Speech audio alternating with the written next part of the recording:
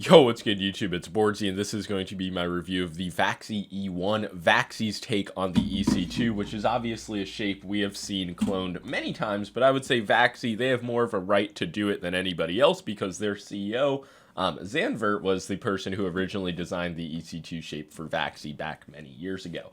So this is kind of an updated, slightly reworked design, but definitely closest to the EC2 in hand. But yeah, I'm also just going to give my opinion on what I think the best ergo mice on the market are, especially EC clones, because I just had to pull so many mice out while testing the E1. It's just kind of absurd. But a big difference from this and the original EC2, or not the original, the current EC2 offering from Zowie is the weight. The EC2 comes in at 77 grams and the Vaxee E1 comes in at 60. For Vaxee, this is a very light weight. Previously, only the XES, which is like a small, low-profile FK style shape, was in the 60-gram range. So yeah, just this shape has a very light, well-balanced, not dense whatsoever feel to it, and I think it's very good. I understand that there are plenty of lighter ergos than the E1 on the market, but we haven't had an EC shape from either Vaxee or Zowie with that like level of quality and just a general feeling to it at such a light weight range. So if you give me the option of the E1 or something like the WL Mouse Sword X, the Ponage, Stormbreaker, Death Adder V3 Hyperspeed, aka Death Adder Mini, like I'm taking the E1. And yeah, it's just due to a balance of quality, coating, just feeling of the plastic in hand, and I'm happy to take, you know, an extra 5-10 grams of weight if I get a very well built, well balanced, solid shell compared to something like the Sword X, which, like, I don't know, I just don't need a sub 50-gram ergo mouse if it needs to have like a weird metal shell. I'm not saying it's a bad mouse, like none of these are. That's the thing. Like there are better buys than the E1. I believe this is $140.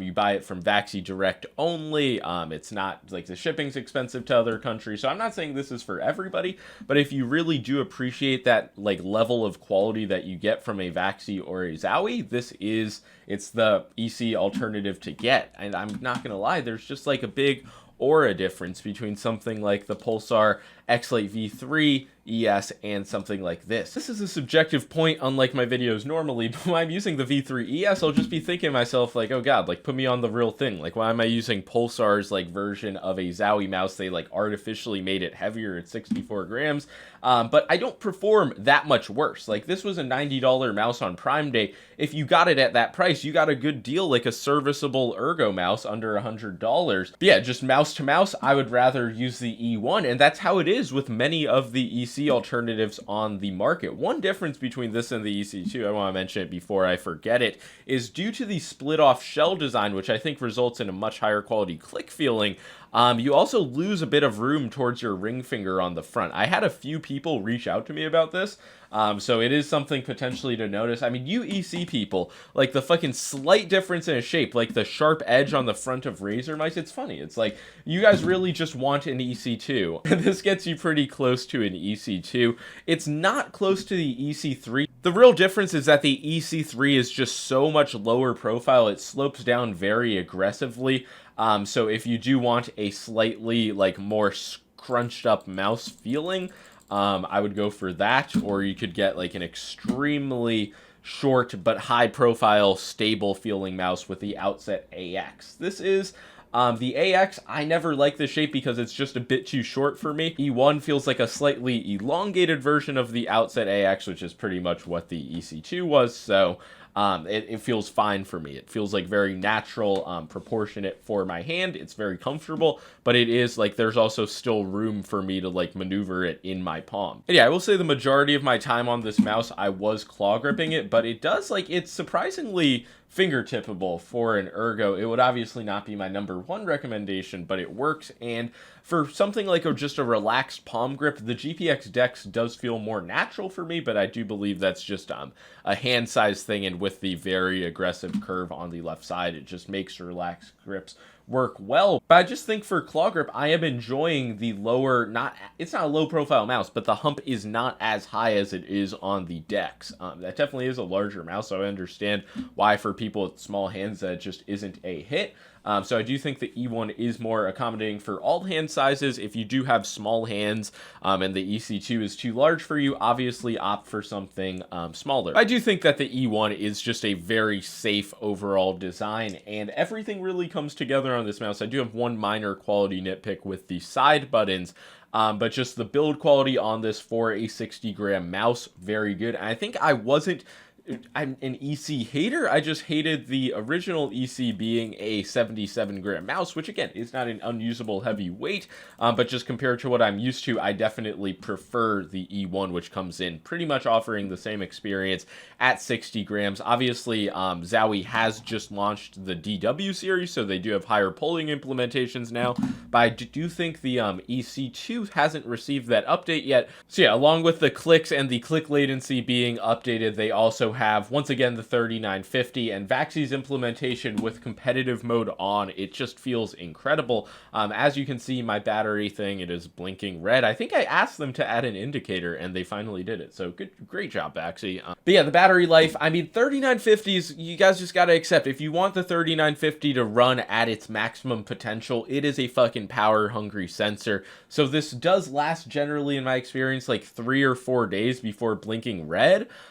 So yeah, you do have to charge it a good bit. They say it takes 2 hours to charge it fully, so it's something to consider. But yeah, it's not like Vaxee specifically has bad battery life. It's just 3950s are very power hungry, and when you push it to its limits, get that great wireless performance. It's just going to consume more power, and I generally was using 2000 hertz polling rate on this mouse, occasionally 4K, but in Fortnite, honestly, 2K is good enough. And the click latency is something that they said they updated on this mouse to be more in line with the sub 1 ms latencies that the rest of the market has. And when you combine that with just how light and responsive, like instantaneous, snappy, fast rebound, just all of the good words to describe a click. And yeah, one of the things they said they did was they minimized the side wobble. They just reduced the grinding feeling. And I definitely don't feel any like plastic on plastic grinding. There's even like less wobble on my right click. Just the speed of these clicks is what is going to be impressive, because it feels kind of like a Zowie click implementation, but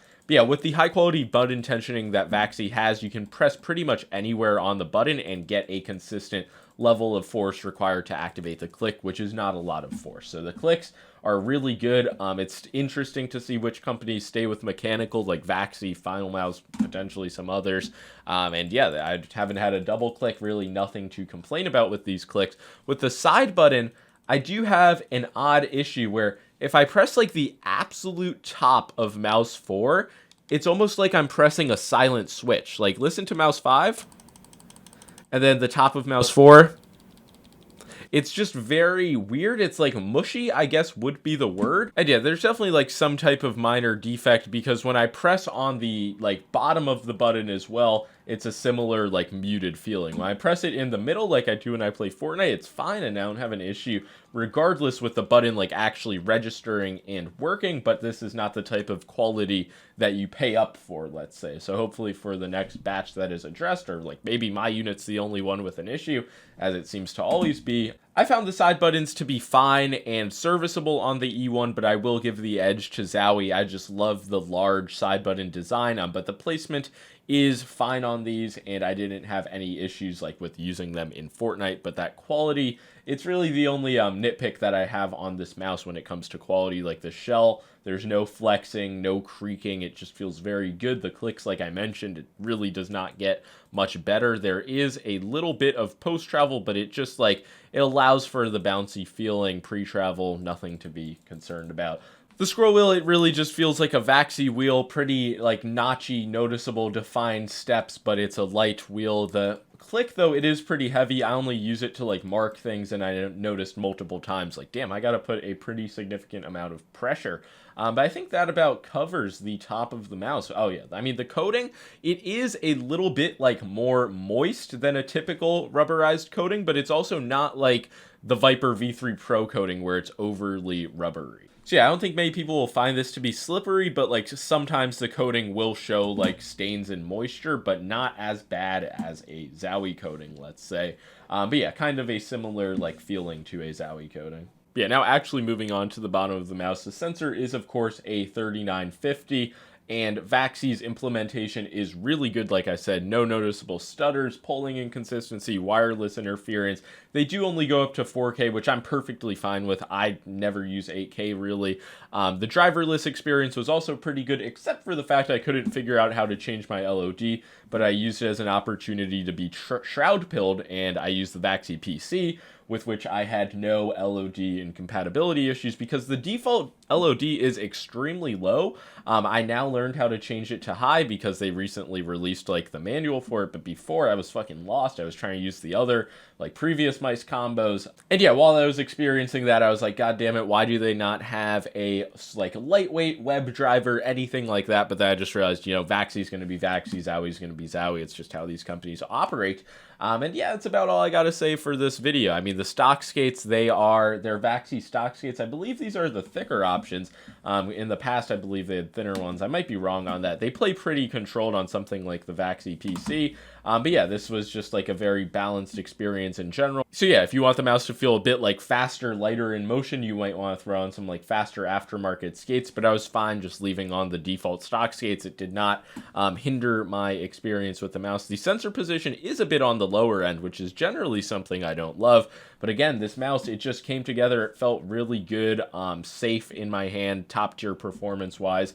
Not much to complain about. So I am, in spite of the small side button issue, going to give this the seal of approval just because it is an elite level ergo mouse. Like, compared to a lot of other stuff on the market, I'm going to be grabbing the E1. And yeah, in many ways, the E1 is just a direct improvement to the EC2 that actually keeps most of Zowie's like design philosophy. It doesn't feel like something like a Ponage Stormbreaker where it's a metal like EC Mini. It just hardly feels like a Zowie mouse. This really does have that same feel. So if you're used to that, a lot of TAC FPS players just love the EC2. I think this would make sense as an upgrade, but just any game really. Tracking heavy, Fortnite, I think this will provide a pretty safe standard experience. And yeah, I hate to be cliche, but this mouse definitely does fit to that like extension of your hand type of feeling that you sometimes get from an ergo mouse. So for me, this was a hit.